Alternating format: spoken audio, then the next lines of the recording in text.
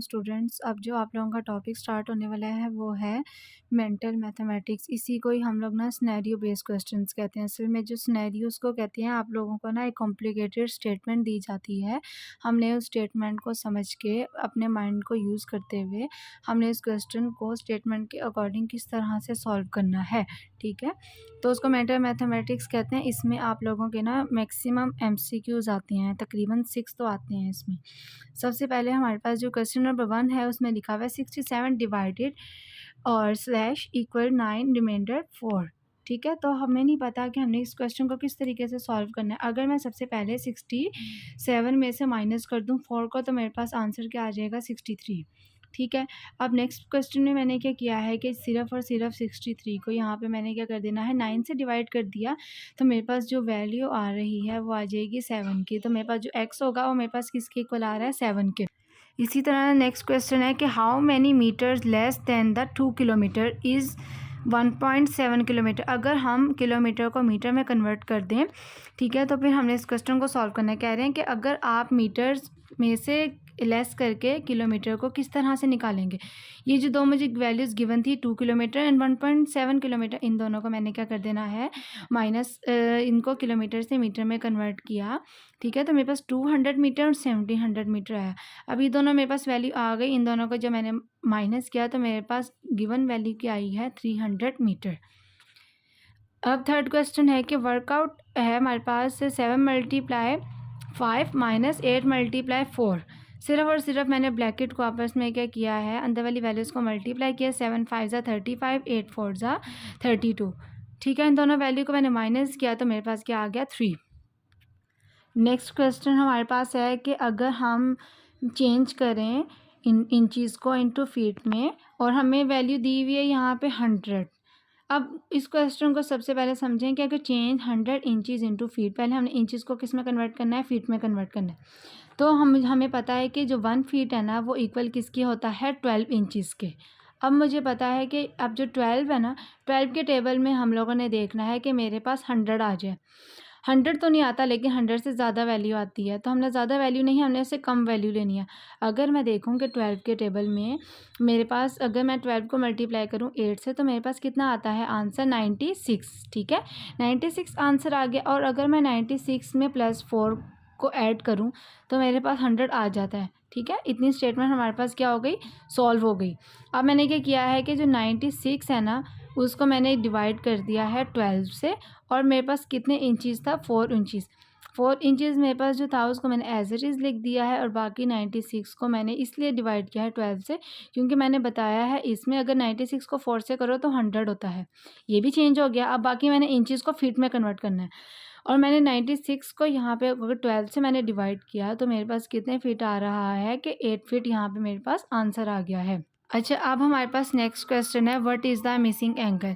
अब अगर हमारे पास ये 3 तरीके से एंगल दिए हुए हैं, इन 3 मिसिंग एंगल को हमने किस तरह से फाइंड आउट करना है। हमें इन्होंने 2 साइड्स के एंगल हमें बता दिए हैं। एक साइड मेरे पास क्या आ रहा है, 125, एक साइड मेरे पास है 35, और एक साइड मेरे पास क्या है, मिसिंग है, ठीक है। और अगर मैं इन दोनों को क्या करूं, प्लस करूं, तो मेरे पास आंसर क्या आता है, 160, ठीक है। हमें पता है एक एक साइड एंगल किसके इक्वल होती है, 90 90 के। ये थोड़ा सा एक डिफरेंट चीज़ आ जाएगी जब आप लोगों को ज्योमेट्रिक पढ़ाऊंगी ना, तो आप लोगों को उसमें क्लियर हो जाएगा। लेकिन अब इस क्वेश्चन के अकॉर्डिंग देखो, हमने मिसिंग एंगल को सिर्फ फाइंड आउट करना है। इन दोनों वैल्यू को हमने प्लस किया, 125 एंड 35, तो मेरे पास क्या आ गया, 160। अब यहाँ पे मेरे पास ना 20% क्या था, वो कम था। तो मैं अगर 160 में से 20 को ऐड कर दूँ तो मेरे पास सिंपल क्या वैल्यू आ रही है, 180। यहाँ पे मेरे पास क्या आ गया, 180 आ गया, ठीक है। क्योंकि हमने 2 एंगल को प्लस किया ना, 2 एंगल को जब 90 90 में प्लस करो तो वो इक्वल ही 180 की होता है, ठीक है। तो इसीलिए मेरे पास अब इन दोनों को प्लस किया तो मेरे पास आया 160। 160 में बाकी मेरे पास यहाँ पे कह दिया मैंने कि रिमेनिंग मेरे पास 20 था। 20 को जब मैंने ऐड किया तो मेरे पास आंसर क्या आ गया, 180। सिंपल मैंने 125 35 और यहाँ पे मैंने x निकालना है, ठीक है। तीनों चीज़ें लिख दी, और 180 मुझे पता है कि किसके इक्वल होता है, एक एंगल के। अगर मैं 16 को और उसके बाद यहाँ पे 180 को दोनों को माइनस कर दूँ तो मेरे पास बाकी रिमेनिंग क्या चीज़ बच रही है, जो एंगल आ रहा है वो आ रहा है 20 डिग्री, ठीक है। अब नेक्स्ट क्वेश्चन हमारे पास है कि एक वर्कआउट है, अगर हमारे पास आ रहा है 0.8 मल्टीप्लाई 300। पॉइंट को ख़त्म करने के लिए मैं क्या करूँगी, इसको 10 से डिवाइड कर दूँगी और मल्टीप्लाई क्या कर दूँगी 300। अब मैंने क्या करना है, इन सिंपल वैल्यू को आपस में मल्टीप्लाई किया है, 8 को 300 से मल्टीप्लाई किया तो मेरे पास आंसर आ गया 2400। ठीक है, अब 2400 को मैंने क्या कर देना है, डिवाइड कर देना है 10 से, तो मेरे पास क्या आंसर आ जाएगा 240। नेक्स्ट क्वेश्चन भी बिल्कुल सिंपल है। यहाँ पे 3 चीज़ें लिखी हुई हैं, माइनस भी लिखा हुआ है, मल्टीप्लाई भी लिखा हुआ है। मैंने आप लोगों को लास्ट जो एक लेक्चर था उसमें बताया था कि बोर्ड मैथ्स रूल हमारे पास क्या होता है, अरिथमेटिक के अंदर मैंने आप लोगों को पढ़ा दिया हुआ है। ठीक है, तो बोर्ड मैथ्स रूल के अकॉर्डिंग करते हुए B4 क्या था, bracket, D4 division, multiplication, addition and subtraction. अब इस क्वेश्चन में जो चीज़ें दी होंगी हमने इसके मुताबिक हमने क्वेश्चन को सॉल्व करना है। सबसे पहले मैंने इन मल्टीप्लाई किया कि 4 को मल्टीप्लाई किया 9 से, 36 आ गया 7 में से। अब उसके बाद मैंने 36 को माइनस किया, जो मेरे पास आंसर आया वो आया है -29। यहाँ तक तो हमारे पास थे सिंपल क्वेश्चन मेंटल मैथमेटिक्स के। इसके नेक्स्ट पार्ट में ना आप लोगों को बताती हूँ कि हम लोगों ने ना अगर स्टेटमेंट वाले आ जाए उनको हमने किस तरीके से सॉल्व करना है। हमारे पास अब स्टेटमेंट है कि एक कैमरा है, उसको मैंने सेल कितना किया, उसकी मुझे प्राइस नहीं बताई हुई और कॉस्ट है वो भी नहीं मुझे बताया हुआ है। लेकिन यहाँ पे मैंने कह दिया है कि जितना भी कॉस्ट और सेल थी, लेकिन मुझे लॉस कितना हुआ है, 10% हुआ है। अब उसके बाद अगले में मैंने क्या किया है, मैंने अगला सेल कितना किया है 70 रुपीज़ के अंदर अंदर, और लेकिन मुझे इसमें फ़ायदा कितना हुआ है, तकरीबन 4%। अब कैमरा मैं कितने परसेंट उसको आगे सेल कर सकती हूँ। तो यहाँ पे अगर फर्स्ट अगर हम स्टेटमेंट समझें, यहाँ पे मुझे सिर्फ लॉस की वैल्यू बताई हुई है, यहाँ पे अगले में सेल की वैल्यू बताई हुई है और उसके बाद यहाँ पे मुझे गेन की वैल्यू बताई हुई है। अब हम अगर इस चीज़ को देखें, यहाँ पे मैंने लॉस लिख दिया 10%। एक में मुझे कॉस्ट का नहीं पता था, उसको मैंने एक्स लिख दिया, सेल मैंने कर दिया वाई। अगले में मैंने कितनी चीज़ गेन की थी, तकरीबन ना 4%। मुझे उसका गेन लिखा हो या प्रॉफिट लिखा हो, दोनों का मतलब एक ही है। फिर उसके बाद मैंने यहाँ पे भी जो कॉस्ट है ना उसको मैंने एक्स कर दिया और जो सोल्ड है ना वो मैंने क्या कर दिया है, उसको वाई कर दिया। वाई के साथ क्या लिख दिया 70। तो इसीलिए सोल्ड के साथ मैंने वाई इसलिए लिखा है कि अगर मैं एक वैल्यू को अगर एक्स कह रही हूँ तो दूसरी वैल्यू को मैं वाई कह सकती हूँ। ठीक है, तो अगर हम इस पूरी स्टेटमेंट को देखें तो हमारा यहाँ तक वो चीज़ क्या हो गई है, क्लियर हो गई है कि लॉस मुझे कितना हुआ 10%, वो लिख दिया। कॉस्ट की वैल्यू एक में नहीं पता था, वो लिख दी। सेल की वैल्यू क्या लिख दी, वाई की लिख दी। आगे मुझे गेन कितना हो रहा था, 4% हो रहा था, वो लिख दिया अगले स्टेटमेंट में। फिर उधर मुझे कॉस्ट नहीं बताया हुआ था, वो नहीं लिखा। ठीक है, उसको मैंने क्या कर दिया, एक्स कर दिया। अब जो मेरे पास जो सोल्ड हो रही थी ना चीज़, तो मैंने उसको क्या कर दिया, जो 70 रुपीज़ है ना उसको मैंने क्या कर दिया, वाई प्लस 70। ठीक है, नेक्स्ट हमने जब दोनों चीज़ें निकाल ली है ना, लॉस और सेल, हमने दो चीज़ें निकालनी है। जहाँ पे भी लॉस आएगा ना, आपने उसका फॉर्मूला ये लिखना है, लॉस इक्वल है cost minus sell divided by sell multiply by 100।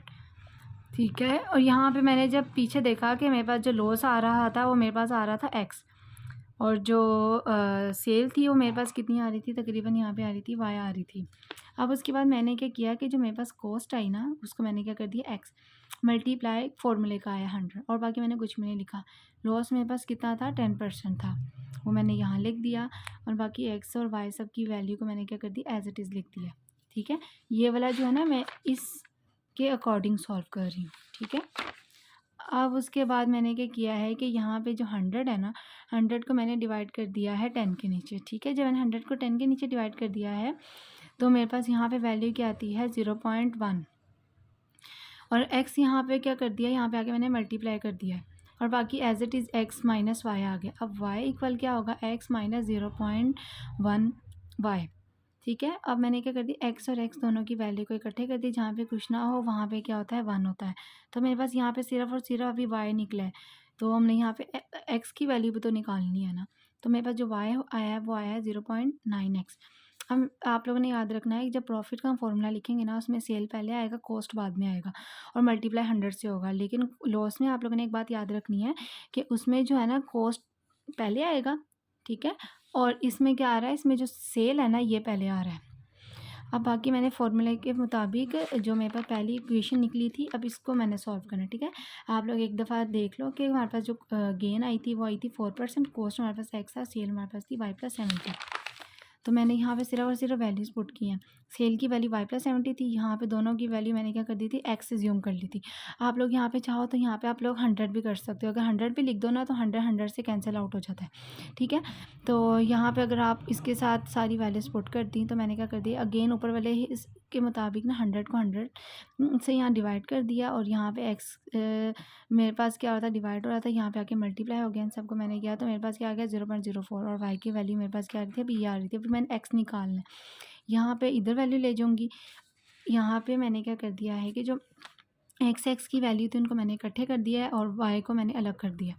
यहाँ पे मैंने क्या किया है, इन दोनों को प्लस किया है, तो मेरे पास यहाँ पे क्या आ रहा है 1.04, ठीक है। और एक यहाँ पे भी x था, प्लस था, यहाँ पे आके माइनस में हो गया, 0.9x हो गया, यहाँ पे 70। और उसके बाद यहाँ पे एक x मैंने इधर ही रखा, 70 को जो मैंने 0.14 से किया तो मेरे पास x आ गया 500। अब उसके बाद ये वाली जो मेरे पास इक्वेशन निकली थी ना, अब इसके अंदर मैंने क्या करना है, x की वैल्यू पुट कर देनी है।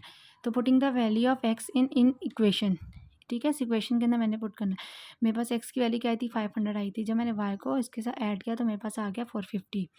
यहाँ इस तरह के क्वेश्चंस आप लोगों को आते हैं, तो मैं अगले पार्ट में ना आप लोगों को और क्वेश्चंस इस तरह के सॉल्व करना सिखाऊंगी कि अगर आ जाए स्टेटमेंट को किस तरह से समझना है और किस तरह से सॉल्व करना आना चाहिए। स्टूडेंट्स, तो आप लोगों को ऊपर वाला क्वेश्चन आता है, इसमें कोई मुश्किल नहीं है, ये सारा जो है ना बोर्ड मैथ्स रूल के अकॉर्डिंग है। अब नेक्स्ट क्वेश्चन स्टेटमेंट हम लोग समझते हैं। एक एम्प्लॉय है, उसने पीस ऑफ वर्क कितना किया, 529 रुपीज़ का। उसके बाद असलम और अशरफ दोनों ने मिलकर अपनी एक वैल्यू सपोज की, वो थी 19 डिवाइडेड बाई 23। अकरम ने तकरीबन कितना पे करना चाहिए था।